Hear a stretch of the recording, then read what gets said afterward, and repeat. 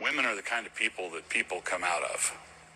So you just think they're meant to have babies. That's it. They're just a vessel. No, it doesn't take any talent to simply reproduce biologically. The wife and mother, who is the chief executive of the home, is entrusted with 3 or 4 or 5 eternal souls. They call giving birth just biology because they can't do it themselves. That's the bottom line of it. This, ladies, is the system's oldest magic trick. Devalue what you can't control. Pretend like it's nothing while you silently depend on it for the survival of humanity. This is low-key, wild-scale negging and gaslighting. Nothing new there. But here's the thing though. If it's so ordinary, why don't you do it yourself already? Why has history been full of laws, traditions, cultures set up as grooming tactics to usher in the next generation into funneling the system to always make sure they have a steady supply? Like most of us are beginning to see the grooming tactics, especially with the help of social media, that shows us that it's not an isolated event. All in all, it's not about if birth is natural or biological. It's about the power they cannot possess or control. Therefore, they try to minimize it. That's simply what it is. If you can't control it, if you can't work it, minimize it and trash it. As always, I am your host here, the Empress H Speaks. Grab a snack, enjoy yourself. See you on the back end for more commentary. You know, when it comes to being played, I don't ever underestimate that I will get played. I'm not the type of girl that's going to be like, I will never get played. Like, that'll never happen to me. Because in reality, you can't surveillance someone throughout every decision that they're making. You're not always going to be there to see what's going on. But what I can do is always be confident in my ability to pivot. And this doesn't mean that it doesn't hurt when you get played or anything like that. But I think having the ability to pivot and my understanding of this really just comes from the fact that when it comes to human nature, no one is obligated to stay in your life. We're not born with this life binding contract that says you have to be in this person's life. They have to do this by you. Like, life doesn't work like that. People are free to leave when they want to, unless you're in a marriage or unless you have a child. And even then, someone can always file for divorce, and you see people be giving their children up for adoption. So just knowing that all good things can come to an end has just helped me approach relationships by just enjoying the good parts of people, enjoying the time of the moment. You can become unintentionally attached to that person within that whole process. But that's why it's so important to set up your life in a way where you can enjoy it on your own, because this will make your ability to pivot a whole lot easier. And that doesn't mean that it won't hurt when you have to, and that doesn't mean that it won't be hard. But no matter how much you love someone, no matter how good things were, no matter how deep things were, you'll always remember that you can still enjoy life on your own, and that person was not the end all be all. I used to date guys years ago, and I was in a relationship with this guy, like a full-fledged relationship, live together, everything. And one day he walked past me. It was an average day. He said, babe, I'm about to go. I love you. And I said, why? He said, why am I about to go? I said, no, why do you love me? Out of all the women in the world, I'm like, why? He said, He thought long and hard. And I think that's what hurt my feelings so much, the fact that he thought long and hard about the answer. And he said, because you're basic. I said, what do you mean? He said, you're basic. You don't get your nails done. You don't get your hair done. He said, you do your own thing. You're very natural. You cook, you clean, you take care of the kids, you take care of me. He said, so with that, I know you're going to be loyal and you're not going to go anywhere because nobody else is, probably going to choose you. And I said, wow. I said, so if that's the case, why did you choose me? Because all of these things was the same when we met. He said, oh, that's simple. And I'm thinking he can really say something romantic or magical. He said, because I've had all those other women. I've had the beautiful, the glamorous, the ones that dress nice, and the one that get their makeup and stuff done. He said, and that's not where it's at. They're not going to take care of home and the family and do the things they need to do to keep a man happy. So a man with a woman in his life is superior to a man that is single in other men's eyes? Absolutely, 100%. There is this hierarchy within a patriarchal structure, and one of the ways that you rise up in the hierarchy is by asserting your ability to dominate another human being. So by having a woman in his life, a man can signal to other men that he is a more valuable patriarch. He has patriarch traits. He can dominate other people, therefore he should be promoted. And there's a couple of things that will impact how much he advances in the ranks. One, was he able to convert her If she was progressive, for example, and he was able to change her mind or convert her into a conservative, or even just subdue her, if she was very intelligent and independent and liked traveling around the world, and now she's this stay-at-home mom who doesn't work a job, who doesn't travel anymore, who basically doesn't have a life anymore, he's demonstrated his ability to oppress her under his leadership. He's shown that he can dominate her and make her subservient to him. But also, if she's hot, because a hot woman is more likely to choose a really attractive guy. So he's demonstrating that he's a manly man by being able to subdue a really hot woman according to, the normal standards in society. But one of the number one ways that men can affirm their gender to themselves and to the men around them, to prove that they are a real man, to prove that they're a man at all, is by subduing a woman, by dominating a woman, by getting her under his leadership, by winning her, by locking her in with marriage and with kids. Then he gets to feel a little bit more confident in the fact that he's a man, because manhood and masculinity is extremely fragile.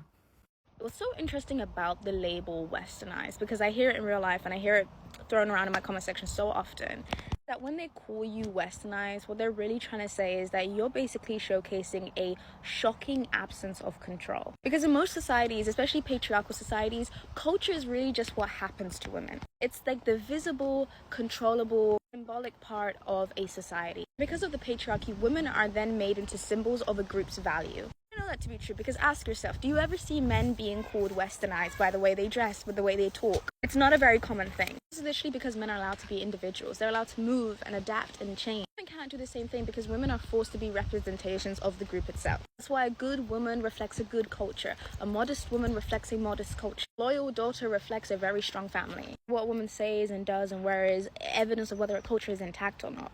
Because control over women is an illusion of a control over identity. Again, that's literally because women are not seen as individuals. We're seen as symbols. We're seen as identity markers. We're seen as reflections of systems bigger and more important than ourselves. Things that are just way more important to preserve than our own well-being. We literally can't just exist. We always have to represent. A man is just an individual.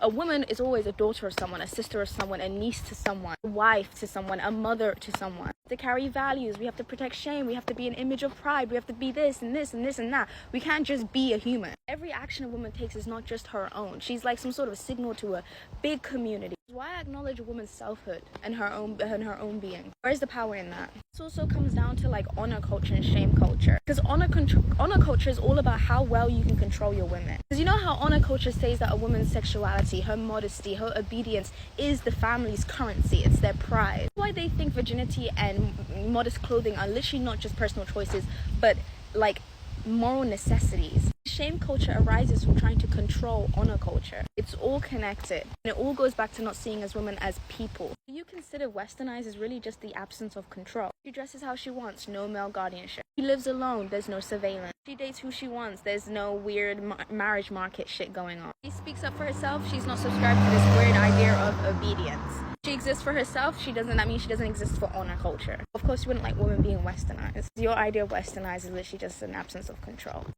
I'm not gonna lie, something I don't take for granted is the fact that as a woman existing in 2025, we have access to some of the most bad boy piece of information.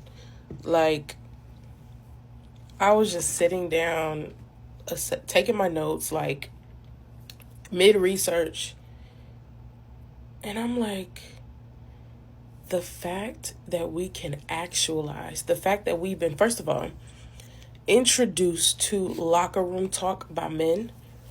We've been introduced to this, and I'm so grateful.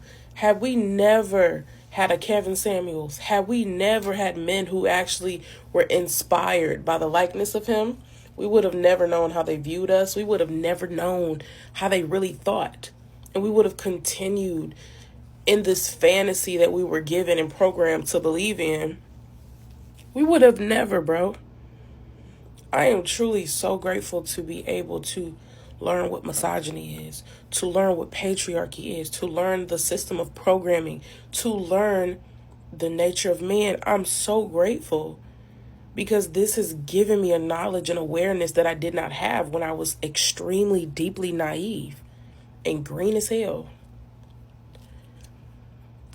We are in the age that if you are a woman in 2025 and you are still ignorant to what is going on in relationships, marriage, children in this realm, you just don't want to know it. You just don't want to have the knowledge, the wisdom. I'm just assuming you just don't want to know, and you're turning a blind eye on purpose. I'm just convinced that that's where you are, because it's out here, dog. And once you get the sobering truth of men, you deal with them differently. You really do, because it's insane. I just love it here because we don't have to be like our grandparents, our great-grandparents. You know what I'm saying? We don't have to be that way. My grandma kept her man. She was more on the sprinkle type shit, but either way, she could not live without a man. Everything she did had to revolve around a man in terms of her life. Went from man to man to man. I don't have to do that. And it's a beautiful thing to experience. To know that I don't have to join myself with the man to say I'm doing well. I don't have to have a man's children to say that I'm of value and to even feel like I'm of value. Knowing my title does not end in motherhood. My title does not end or begin in wifehood. That me just existing as a woman who is empowered, who has the knowledge, who has the wisdom to pursue a greater life for herself, that's enough. That I'm enough. That a man is not the beginning or the end of my worth. And it's a beautiful reality to uphold, for real. Patriarchy, as the name implies, is all about structuring society with men in mind. All in all, it's all about centering men. I personally realized something recently. Maybe y'all already knew this, but personally, I didn't know that men centered men that much. Yeah, I thought women centered men because, that's what we've been grouped to do and that's how society is structured. Dare I say, men center men way more than women center men. Even when they're trying to talk about what women expect in men, the muscle mass, the flashy cars, the Rolexes, the jewelry, the this and the that, the fast cars. It's actually for the male gaze. It's for the male gaze. Men need the fast cars, the socially acceptable version of beauty on their arms, to look valid in the eyes of other men. I recently realized this: men center men and the opinion and validation of other men way more than women do. Yes, even when it seems like men are hyper focused on women, it's a lie. It's from the standpoint of control and getting access to women's energy to keep the system running. Because let's be honest, women are practically the engine that keeps the system running. We live in a system that is all about preservation of hierarchy to the privilege of the benefactors and the detriment of the majority. This can be seen with racism, capitalism, sexism, and all the other isms you can think of. But with the patriarchy, it simply exists to make sure that the top 1% are maintained without questioning why they are there, while the average Joe or the average man has a woman to feel like the top dog or the top 1%. Patriarchy simply tells men that they are important if they have a wife to boss around and kids as toys to quote unquote carry on their legacy. And women like this. He is the head of our household. Yes, and I do submit to him. Are monumental in making it a reality. Women like this help to groom the next patriarchs as well as the next batch of perfect robots that are there to keep the system alive. Women like this may be influenced by religion, fear, tradition, and the rest of them. The result is the same: the reinforcement and renewal of patriarchy. I like to say that multiple things can be true at the same time. Women like this also think that they gain power by proxy, subjugating other women, but it's not real power and there's a time limitation on this. It's only a matter of time before your ass is out there or you're on the receiving end of your own BS. With that being said, y'all, take away from this video, if nothing else, we need to learn to center ourselves in our own lives. I know it's easier said than done. her name. Center ourselves in our own lives. When your grooming is actively kicking your ass, but it is necessary, decenter your workplace or what you do, because your life does not revolve around your work. Your life choices doesn't revolve around your parents or what they approve of, as long as you are not committing a crime. Decenter the aspect of culture that cripples and drains you instead of adding to you. Basically, live a life that you are contented to wake up to every day. Your opinion is the most important thing in your life, and every other thing anyone has to say is a suggestion to be considered and discarded if it doesn't serve you. With that being said, my loves, see you all in my next video. And as always, I am your host here, the Empress H Speak. Bye.